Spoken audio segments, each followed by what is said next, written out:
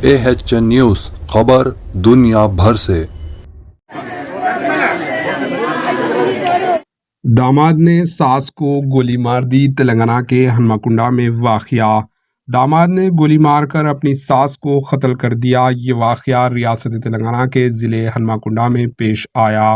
मुत्तहदा ज़िले आदिलाबाद के मंचुरियाल से ताल्लुक़ रखने वाला प्रसाद रामागुंडम कमिश्नरेट के कोत्ताकोटा पुलिस स्टेशन में कांस्टेबल के तौर पर खिदमत अंजाम दे रहा था। इसका अपनी सास से रकमी लेन देन के मसले पर झगड़ा था। आज वो अपनी बीवी के साथ सास के मकान वाक़े गंडला सिंगारम पहुंचा। बातचीत के दौरान कांस्टेबल ने बंदूक निकालकर सासू मां पर फायरिंग कर दी, जिसके नतीजे में इसकी मौके पर ही मौत हो गई। वहां मौजूद मकतूला खातून के रिश्तेदारों ने पुलिस कांस्टेबल की पिटाई कर दी, जिसके नतीजे में वो जख्मी हो गया। इसे इलाज के लिए वरंगल के MGM अस्पताल मुंतकिल कर दिया गया है। Bureau report, AHN news. ఇల్లు అమ్ముతాను రేపు భయం తీసుకుంటారు వాళ్ళు.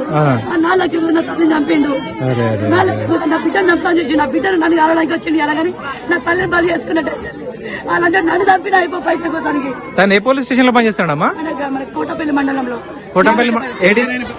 AHN न्यूज़ को लाइक करें, शेयर करें और सब्सक्राइब करना ना भूलें।